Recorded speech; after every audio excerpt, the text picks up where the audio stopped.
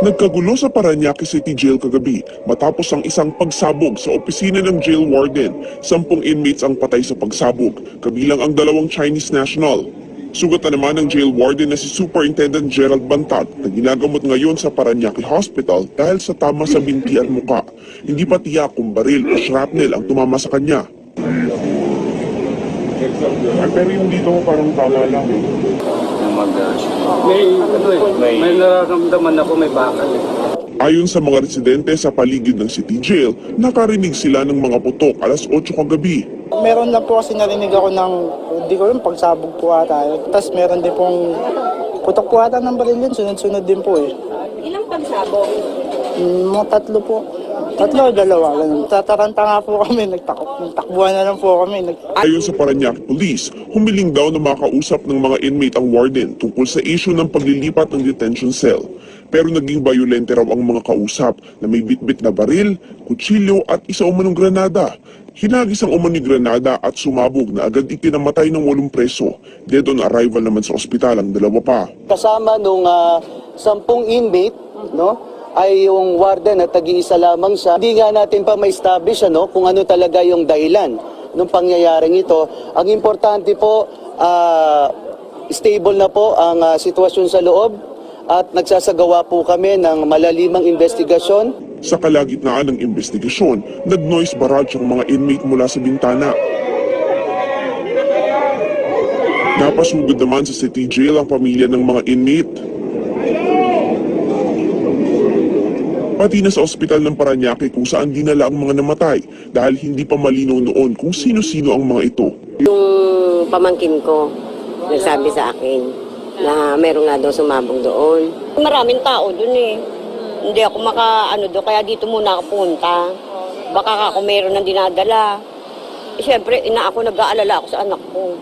Bandang 1:30 naman ang ilabas ng ospital ang katawan ng 2 nasawing inmates na sina Yonghan Kai at Jonathan Ilas. Name of the casualties at the Parañaque Jail. Kagabi nakarating na rin sa Pangulo ang pangyayari.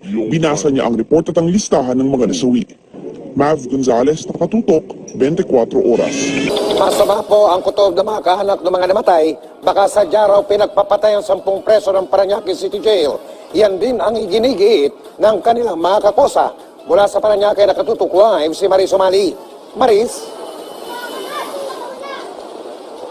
May hustisya ang sigaw ng mga pamilya ng mga presong nasawi sa pagsabog sa Parañaque City Jail kagabi.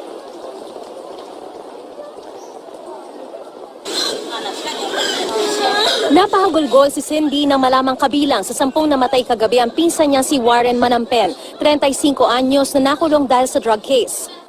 Kaya mamatay yun, nag-text pa sa akin kagabi. Kasi tumakas siya. Nag-text sa akin, nadala ng damit, takas pa yan. Pero hindi naniniwala si Cindy na ang mga preso ang umunoy nagpasabog. Halos subaran ka na nila dyan kung papasok ka. Kinakapkapan ka, halos subaran ka lang, tapos makakapasok pa ba yung granada doon? Sabi niya, tulungan ko daw siya. Kasi nahihirapan na daw siya. Hindi ko naman alam, siguro baka gusto na silang patayin, baka alam na niya. Masama rin ang kutob ng asawa at nanay ng isa pa sa mga nasawi na si Jonathan Ilas na malapit na raw sanang lumaya.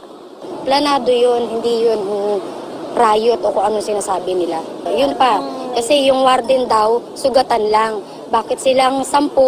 Kung granada po, di ba, dapat sugatan sila o may tatakbo pa ng ospital.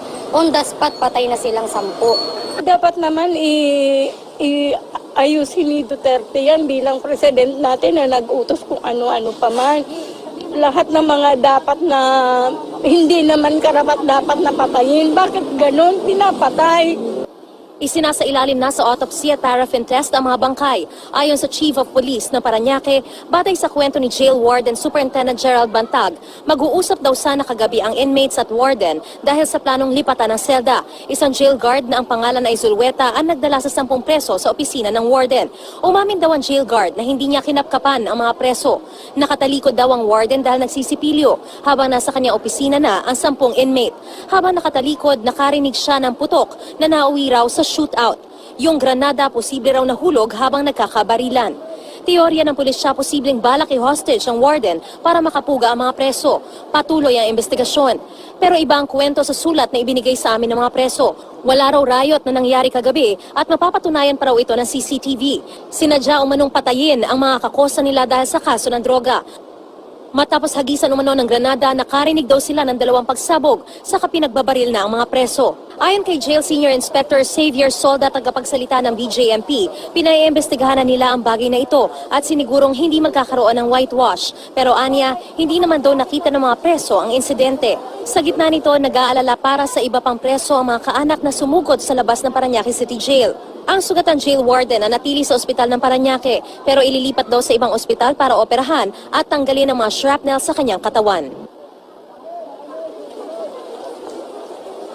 Mike, hindi pa masabi ni Jail Officer 3 Bernabe Barrios kung kailan mapapayagan yung mga bisita na madalaw yung kanilang mga preso dahil sa ngayon ay naka-lockdown pa itong city jail. Sinibak na rin Mike sa pwesto yung mga dating jail guard, partikular yung mga second shift, pati na rin yung warden at yung kanyang deputy. At sa ngayon, ang pagbabantay ay na kay Jail Senior Inspector Percival Valenzuela. At yan ang pinakasariwang balita mula rito sa Parañaque City Jail. Balik sa iyo, Mike. Maris, medyo malalim na investigasyon ang kailangan dyan. Kanina, sabi nung epe ng Parañaque Police sa DCWB, meron pang usi na may silencer pa na nakita dyan. May balita ba kung hinalughog yung Parañaque City Jail matapos yung pagsabog at kung ano ang mga nakuha, Maris? Yes, Mike, nabanggit din yan dun sa mga dun sa press con, no? Kanina sa BJMP, bagamat hindi tayo yung pumunta doon dahil nasa Quezon City yung press conference na naganap na yon. At binanggit nga doon yung mga nakita o yung mga nahalughog na mga armas. Pero sa ngayon ay wala pang definitive o conclusive na details na ibinibigay sa atin ang itong si Xavier Solda, yung tagapagsalita ng BJMP, at patuloy pa rin daw yung isinasagawang investigasyon kaugnay nga sa insidente at kung ano-ano pa yung mga nahalughog sa naturang preso. Mike. Maraming salamat, Maris Sumali. At sa iba pang balita, tila mga basang sisiw na naman ang mga estudyante nang umuwi kanina matapos suspendihin ang klase sa ilang lungsod sa Metro Manila dahil nga sa masamang panahon. At mula po sa Quezon City, nakatutok live si JP Soriano. JP. Vicky, ilang oras na nga umuulan dito sa malaking bahagi ng Quezon City at dito partikular sa EDSA corner Quezon Avenue ay malakas pa rin ang ulan sa mga oras na ito dahilan para bumigat ang daloy ng trapiko sa EDSA southbound. Ang dahilan, Vicky, ay baha dahil tuloy-tuloy ang pag-uulan mula pa kaninang alas 4 dahilan para maapektado at maapektuhan ang mga motorista pati na rin ang mga commuter. Pero ang pinaka-apektado talaga, Vicky, sa araw na ito ay ang mga estudyante dahil matapos silang papasukin ay sinuspinde rin ang klase kaninang tanghali.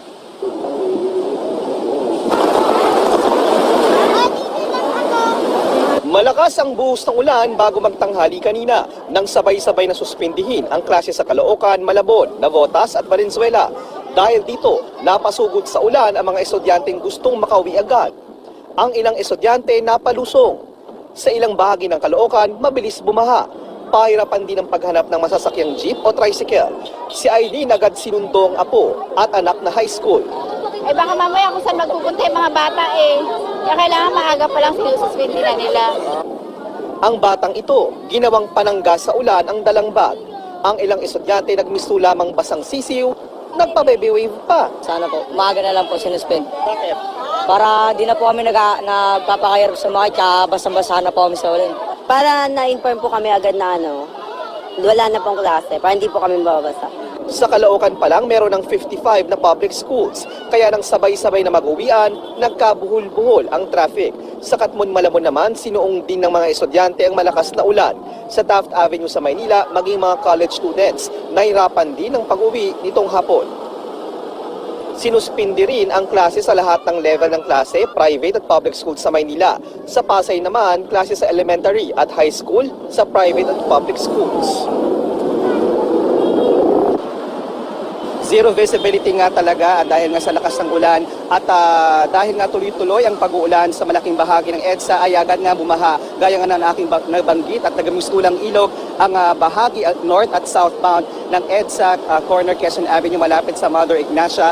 Maraming motorista ang napatigil, meron tayong mga nakitang natirikan pa at meron pang mga commuters na hanggang ngayon ay hindi pa rin makasakay sa mga oras na ito. At bukod nga sa EDSA corner Quezon Avenue ay baha rin sa mga oras na ito sa Pasong Tamo, sa iba pang lugar gaya sa may Pasong Tamo Tunnel sa Magallanes kung saan waist deep na daw at sa Biak na Bato sa Quezon City. Bukod din sa mga lugar na yan, ayon sa MMDA may flood alert din sa ilang pang bahagi ng EDSA gaya ng EDSA Camias, northbound at southbound. Gutter depot sa mga lugar na yan pero passable naman at sa Espanya corner Maceda sa Maynila ay bumaha na rin.